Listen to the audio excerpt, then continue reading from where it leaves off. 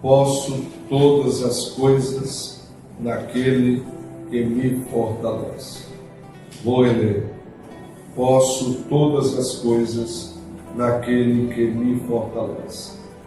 Esse texto da Palavra de Deus que nós acabamos de ler, sem dúvida alguma, é um texto dos mais conhecidos do Novo Testamento, um texto muito reproduzido e certamente os senhores e as senhoras já devem ter ouvido muito citações desse texto, ou quem sabe até mesmo já citou esse texto por várias vezes. Esse texto eu já vi ele adesivado em carros, eu já vi esse texto como imã em porta de geladeira, quadros, havia até pela estrada em caminhões, para-choque de caminhões, exatamente. Mas eu gostaria de dizer que, infelizmente, nem todos aqueles que fazem uso desse texto entendem o real significado do mesmo, pois, como todo texto da Palavra de Deus, não podemos isolá-lo do seu contexto. Podemos pincelar o texto, isolando-o do seu contexto, como acaba acontecendo com outros textos da Palavra de Deus, que são isolados do seu contexto. Eu poderia citar aqui um outro texto muito famoso do Antigo Testamento, que é aquele texto que diz assim: o Senhor te porá por cabeça e não por cauda. Mas o versículo não para por aí, o texto não para por aí. A maioria das pessoas que citam esse texto sequer sabe onde ele está localizado, o livro, o capítulo, sequer sabem a parte B do versículo, porque essa é apenas a parte A: o Senhor te porá por cabeça e não por cauda. E o texto continua dizendo: quando obedeceres ao Senhor. Essa promessa está condicionada à obediência a Deus. O outro texto, já agora do Novo Testamento, carta aos Romanos, capítulo 8, versículo 1, muito conhecido também, porque agora nenhuma condenação há para os que estão em Cristo Jesus. E essa parte é muito reproduzida, mas o versículo também não para por aí. Existe a parte B do versículo que diz assim: que não andam segundo a carne, mas segundo o Espírito. E nós temos que atentar para isso. Eu quero compartilhar com vocês o significado real, o sentido desse texto, das palavras de Paulo aqui em Filipenses capítulo 4, versículo 13. O que foi que o apóstolo Paulo de fato quis passar para a igreja de Filipos, aos irmãos filipenses? Mas antes eu queria aqui compartilhar com vocês algumas informações a respeito desta carta. Esta carta que é conhecida como a Carta da Alegria. De todas as cartas escritas pelo apóstolo Paulo, esta carta é a carta que tem um tom mais feliz, mais alegre, onde o apóstolo Paulo compartilha da sua alegria e também incentiva os irmãos a se alegrarem, como nós podemos conferir no capítulo 1, versículo 4, ele diz: fazendo sempre com alegria oração por vós em todas as minhas súplicas. Também no capítulo 2, versículo 2, ele diz: completai o meu gozo, que também é uma palavra sinônima de alegria, para que sintais o mesmo, tendo o mesmo amor, o mesmo ânimo, sentindo a mesma coisa. Versículo 17: e ainda que seja oferecido por libação sobre os sacrifícios e serviço da vossa fé, folgo e me regozijo, ou me alegro com todos vós.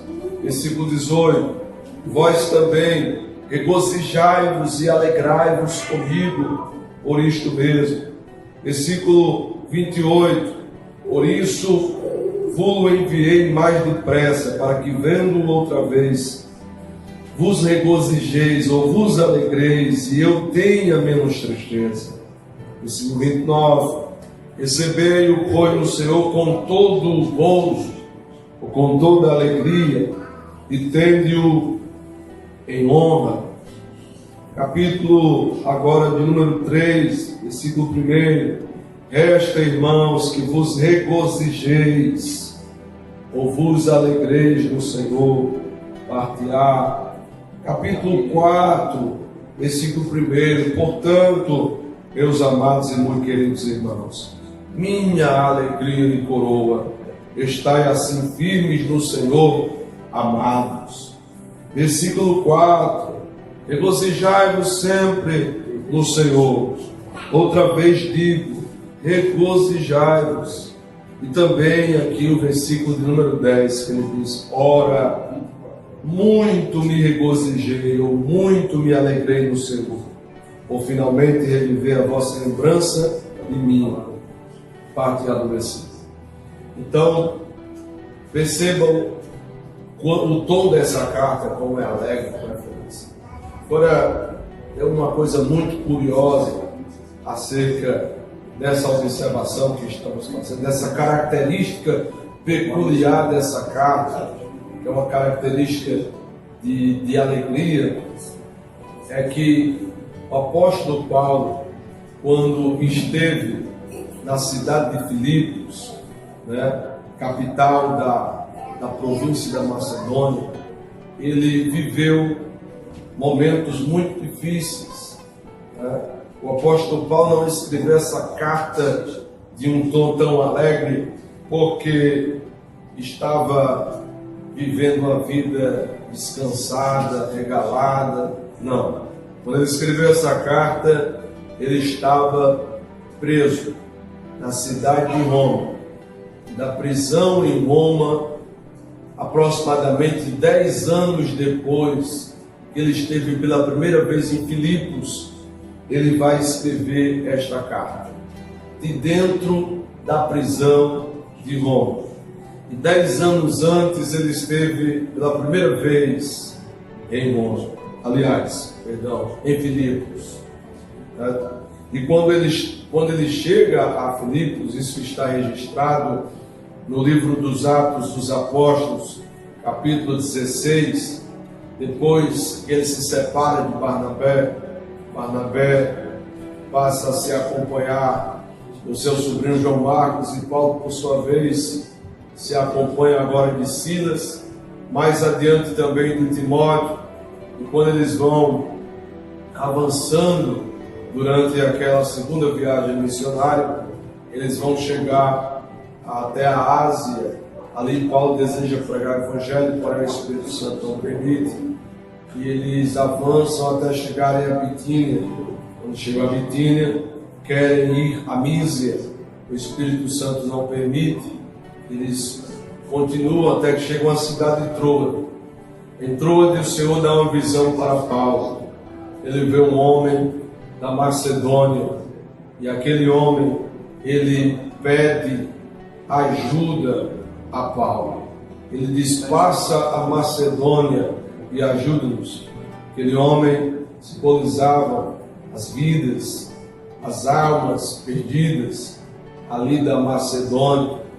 E entendendo se tratar de uma visão do Senhor, o apóstolo Paulo, ele parte de Troade, acompanhado de Timóteo e Silas, e chega a Neápolis. A princípio, dali caminham aproximadamente uns 15 quilômetros até chegarem à capital daquela província, que se chamava Filipos. Ao chegar em Filipos, eles vão encontrar um grupo de mulheres que oram à beira do rio, uma vez que a cidade de Filipos é uma cidade situada num monte, cheio de fontes, de rios, e as mulheres estão ali orando. Eles se juntam àquelas mulheres e oram juntamente com elas, pregam uma palavra de Deus. Eles encontram ali uma mulher, é a primeira cristã, vai ser a primeira cristã europeia, chamada Lídia, vendedora de púrpura da cidade de Tiatira.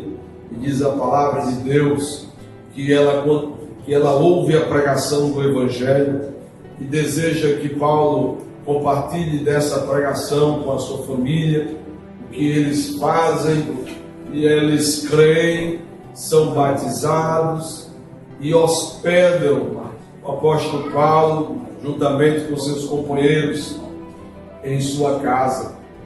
E eles vão cotidianamente até aquele lugar onde havia aquela reunião de oração, até que eles vão se deparar com uma jovem. Essa jovem é terrivelmente endemoniada, possessa por um demônio de adivinhação, que chegava a ser empresariada, senhoreada, e muitos homens lucravam bastante dinheiro através dos serviços daquela jovem escravizada, oprimida por aquele espírito de adivinhação. As pessoas, elas se reportavam até aquela jovem a fim de terem seus futuros, suas vidas adivinhadas, enfim. E quando aquele demônio avista o apóstolo Paulo e seus companheiros, eles clamam dizendo: estes homens são homens de Deus, eles pregam o caminho da salvação. Uma coisa que se repete por muitos dias, pode ficar bastante incomodado. Depois de muitos dias é que o apóstolo Paulo vai repreender e expulsar o demônio daquela jovem. E eu gosto sempre de compartilhar essa experiência, porque certa feita, meditando nesta palavra, eu me perguntei para o Senhor por que o apóstolo Paulo demorou tantos dias para poder expulsar aquele demônio, libertar aquela pobre jovem oprimida. E o Senhor falou comigo através da sua palavra, como está escrito em Atos capítulo 20, quando o apóstolo Paulo, discursando, aconselhando os bispos da cidade de Éfeso, em Mileto, ele disse que não sabia o que lhe aguardava nas cidades, a não ser as ciladas e prisões que o Espírito Santo lhe revelava. Então ele tinha intimidade com o Espírito Santo, e eu creio que ali o Espírito Santo revelou para ele: Paulo, se você expulsar logo esse demônio, muitas pessoas vão deixar de ouvirem a pregação do Evangelho. Então vai chegar a hora da libertação dessa jovem, mas até lá suporte. Depois que você pregar para o maior número possível de pessoas, você vai expulsar o demônio dessa jovem, ela vai ser liberta e consequentemente vai ser até preso. O que poderia ter acontecido, certamente teria acontecido se desde o primeiro dia que aquele demônio, com lisonja, com bajulação, com palavras bajuladoras, tentava inflar o ego de Paulo, certamente eles teriam parado na prisão. Então, depois que o Evangelho é pregado, propagado, então chega a hora da libertação daquela jovem. O demônio é expulso e aqueles homens se veem no prejuízo e pegam Paulo e Silas. Desta feita, Timóteo escapa, rasgam as suas vestes e chicoteiam eles, e em seguida jogam eles dentro de uma prisão. Texto, passagem bíblica muito conhecida, e ali estão eles com as suas vestes rasgadas, chicoteados, cheios de vergões, de hematomas, os pés presos. Aí diz a palavra de Deus que perto da meia-noite eles oravam e louvavam ao Senhor, e os outros presos os ouviam, até que o Senhor envia um terremoto naquele lugar e quebra as prisões, os cadeados, os ferrolhos, e o carcereiro que tomava conta, que fazia vigilância, ele fica desesperado, porque ele pensa numa fuga em massa, ele responderia com sua própria vida por aqueles presos que eventualmente fugissem, mas Paulo consegue controlar aqueles presos e naquele momento Paulo grita, quando vê o carcereiro pegando da espada para se suicidar, não faça isso, todos nós estamos aqui. E diz a palavra de Deus que aquele homem assustado vai perguntar, o que é que eu faço para me ser salvo? Aí, reconhecendo o poder de Deus na vida daqueles homens, Paulo vai responder, a resposta muito conhecida, Paulo vai dizer, crê no Senhor Jesus e serás salvo, tu e a tua casa. E aquele homem leva Paulo, Timóteo, Silas, leva até a casa deles, lava as suas feridas, Paulo prega o Evangelho para ele e para a sua casa, eles creem, são batizados, o Senhor opera a salvação. Daí o apóstolo Paulo vai partir. E eu estive pensando, pelo que eles passaram, pelo que eles foram sujeitos, expostos, aquela situação humilhante, vexatória, por terem suas vestes rasgadas, seu corpo ferido, chicoteado. O apóstolo Paulo poderia muito bem não querer nunca mais voltar àquela cidade, àquela província. Mas não é o que vai acontecer. Quando lemos o capítulo 20, nós lemos ali que o apóstolo Paulo retorna a Macedônia. No mesmo capítulo 20, quando ele viaja, parte da Macedônia, vai pregar em outras cidades, aí ele retorna uma terceira vez a Macedônia. Então Paulo não escreve esta carta tão feliz, tão alegre, porque ele viveu os melhores dias da sua vida naquele lugar. Muito pelo contrário. Mas ele nos ensina a nos alegrar nos momentos mais difíceis da nossa vida. Isso é possível, pastor? Vamos descobrir com a palavra de Deus que é possível, sim. Porque essa alegria que Paulo sente e compartilha com os irmãos filipenses é uma alegria que vem do Senhor, que vem de uma intimidade com o Senhor, de um relacionamento com o Senhor. Ora, todo ser humano, indistintamente, creia ele em Deus ou não, tenha ele fé ou não, todo ser humano tem dentro de si uma alma que cedia seus sentimentos, suas emoções, e dentre esses sentimentos existe um sentimento de alegria que é inerente a todo ser humano. Pastor, mesmo a pessoa não crendo em Deus, sim, até o ateu, o incrédulo, até o zombador pode se alegrar, porque é uma alegria inerente ao ser humano, a alegria da sua alma. Só que é uma alegria passageira, uma alegria breve, uma alegria transitória, uma alegria, diria mais, circunstancial, que depende de circunstâncias favoráveis. Por exemplo, mesmo que a pessoa não creia em Deus, mas se alegra quando faz uma boa refeição, se alegra quando recebe um presente, se alegra quando revê um amigo de longas datas. Só que essa alegria é circunstancial, ela depende de circunstâncias favoráveis. É impossível com essa alegria você ter autoestima, ânimo para passar pelas dificuldades, pelas intempéries dessa vida. Mas eu quero apresentar uma outra alegria, que é essa alegria que Paulo compartilha e sente. É a chamada alegria do Senhor, que diz a palavra que é a nossa força. A alegria do Senhor é a nossa força. Em João capítulo 15, versículo 11, o Senhor Jesus, depois de ensinar os apóstolos, ele diz algo muito interessante.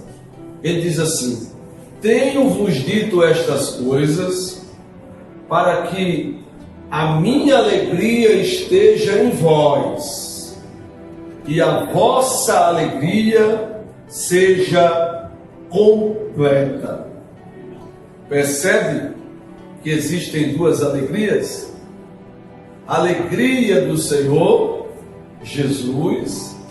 Tenho-vos dito essas coisas. Se vocês fizerem essas coisas que eu estou dizendo, a minha alegria eu vou implantar em vocês, e a vossa alegria, ela se completará. Então, o homem que não tem a alegria do Senhor, ele tem uma alegria, mas uma alegria incompleta. A alegria só é completa quando há essa junção, essa fusão da sua alegria com a alegria do Senhor. A alegria do Senhor, que é a nossa força. Essa alegria o apóstolo Paulo sente e compartilha com os irmãos filipenses. Essa alegria é fruto do Espírito, de um relacionamento com Deus. Isso não quer dizer que você nunca vai se entristecer, nunca vai se abater, nunca vai se desanimar. Mas essa alegria, ela vai te dar forças para você suportar os momentos de tristeza, os momentos de provações, porque é disso que ele está falando aqui no versículo 13.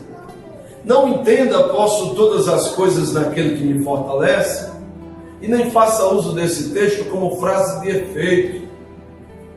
Posso, eu adquiro, eu conquisto, eu tomo posse de todas as coisas. Não. Uma outra tradução que eu acho muito interessante desse mesmo versículo, ela vai dizer: o Senhor me dá forças para que eu possa suportar todas as coisas, todas as situações, todas as circunstâncias da vida.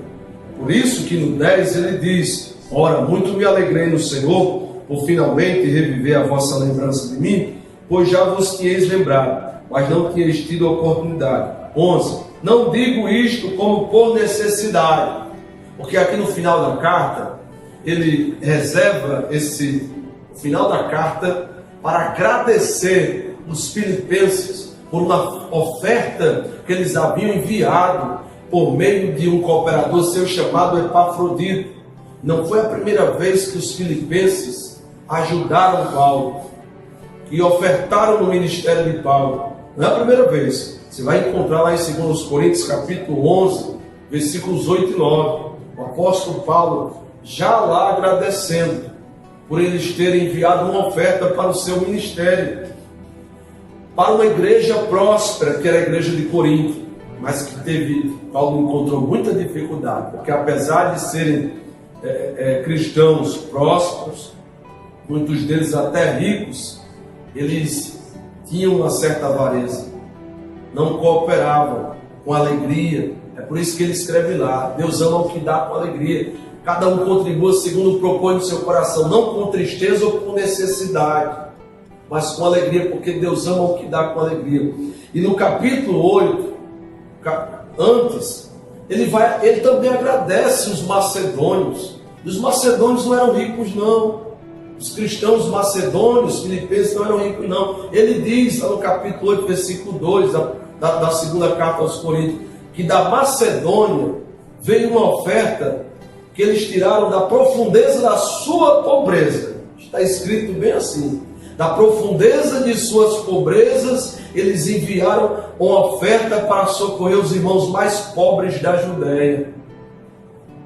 E depois, lá no capítulo 11, eles vão enviar uma oferta. Essa oferta já não é mais destinada para os irmãos que estavam passando fome, necessidade na Judéia, mas para o próprio apóstolo Paulo. É como se Paulo estivesse dizendo: vocês que têm muito mais condições de ajudar, de ofertar, vocês têm sido avarentos, enquanto aqueles irmãos lá da Macedônia.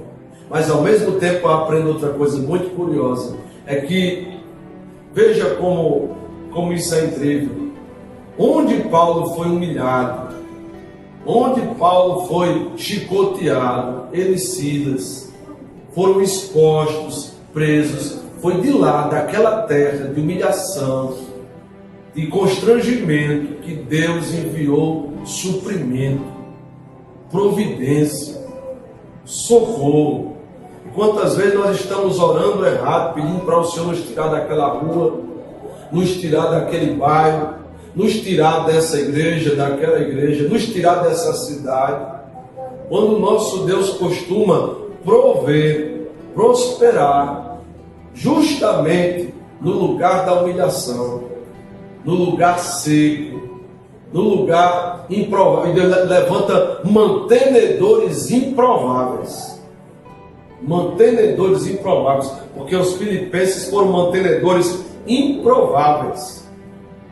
Mas isso porque Paulo, ao contrário da letra do hino que diz que Sila reclamou com Paulo, né, como está escrito isso na palavra, Silas poderia ter até reclamado com Paulo sim, ter dito: olha, aquela visão que você contou, acho que foi da carne, do homem da Macedônia pedindo ajuda, olha a situação que nós estamos, mas não aconteceu isso. A Bíblia diz que os dois oravam e louvavam ao Senhor, e ali o Senhor, Deus não livrou eles da prisão, mas livrou na prisão.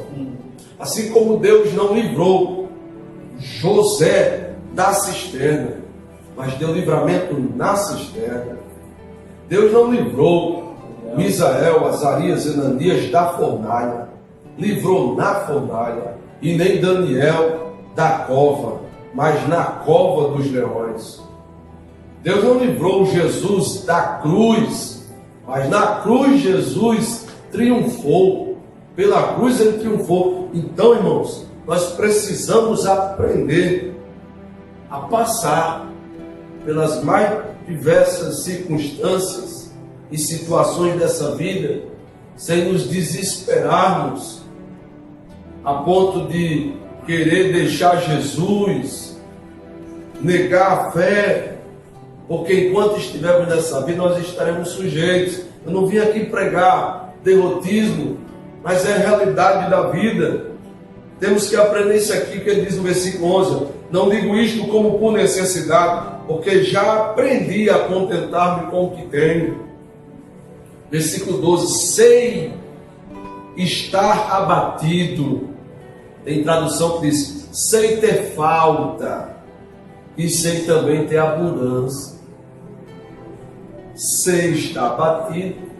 Quantos ainda não sabem estar e passarem por um momento de necessidade? Quando chega a necessidade, eu vou cair fora, eu vou deixar Jesus. Devemos aprender, porque quando nos fortalecemos no Senhor, o Senhor, Ele nos ajuda a suportar passar por essas situações.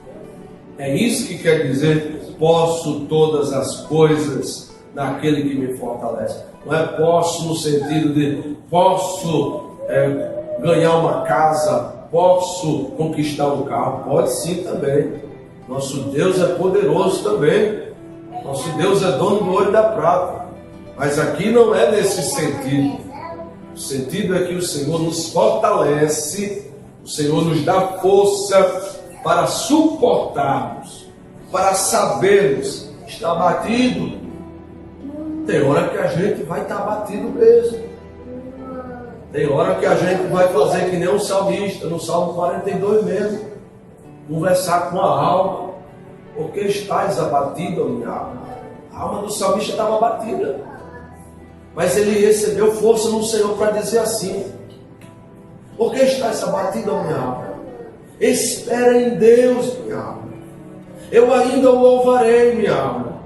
No momento eu não tenho condições emocionais, me falta força, me falta ânimo, estás abatida, mas vamos reagir. Eu ainda o louvarei. Isso é saber estar abatido e também saber ter abundância, porque também temos que aprender a saber ter abundância, porque nem todos sabem ter abundância. Que alguns, se Deus abençoar, quando vem a abundância, vai querer pisar os outros, humilhar, desprezar. Então, para ter a fartura, tem que passar primeiro pela situação de privação. Olha, em toda maneira e em todas estas coisas estou instruído tanto a ter fartura como a ter a fome. Não, pastor, crente não passa fome. Me prove na Bíblia que o crente não pode passar fome, não pode ficar desempregado. Explique isso aqui. Até abundância como a ter fome. Não, pastor, mas eu li lá no Salmos 37, verso 25, Davi diz: fui moço e agora sou velho.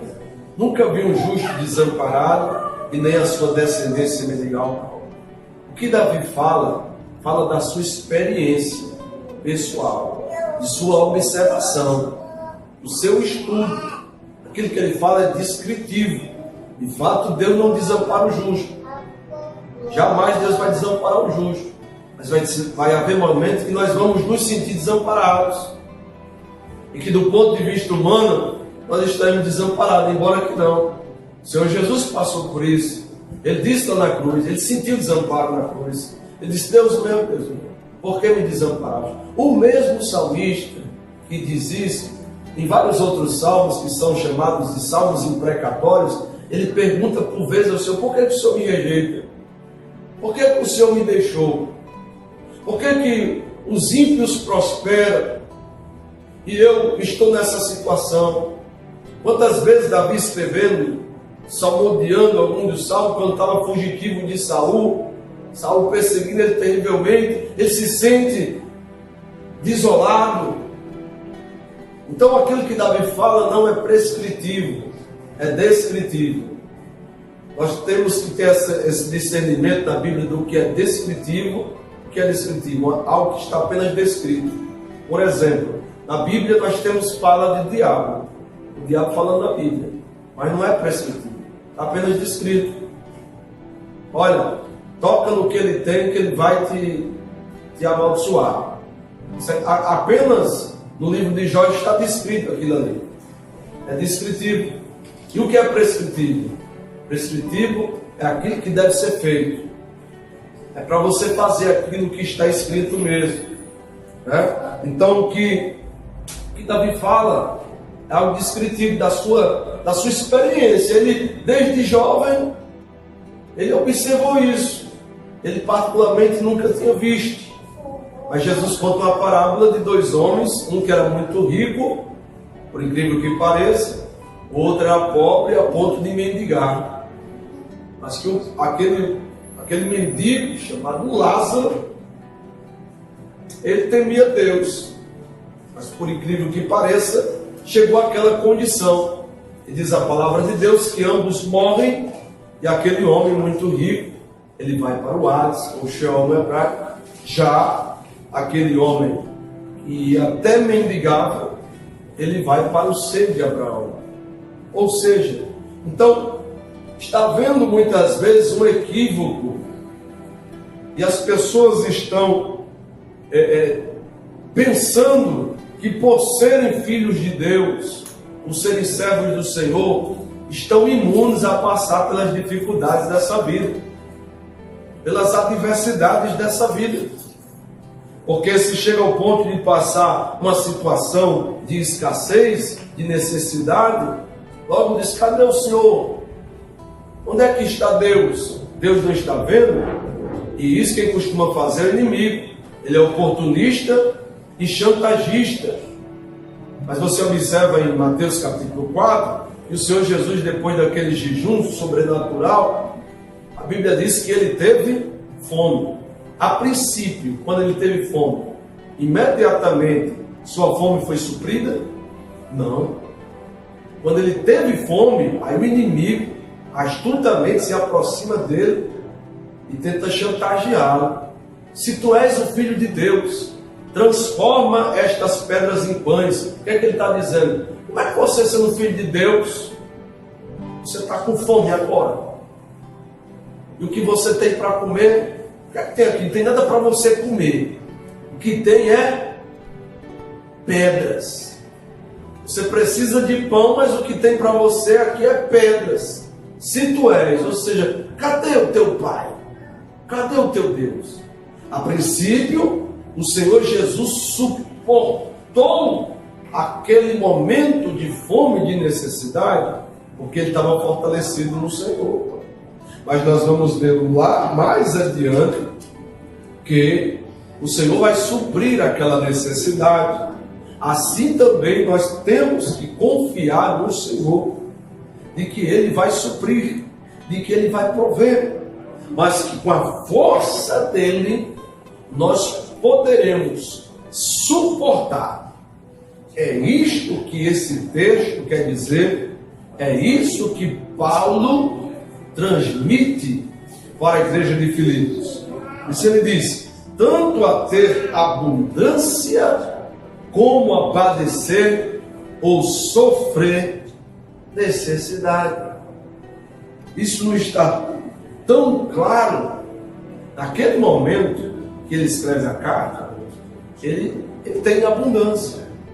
E isso fica claro quando ele diz aqui no versículo 18, que através daquela oferta missionária que Epafrodito enviou da igreja de Filipos, ele diz no versículo 18: mas bastante tenho recebido e tenho abundância, cheio estou, depois que recebi de Epafrodito o que da vossa parte me foi enviado, como cheiro de suavidade e sacrifício agradável e aprazível a Deus.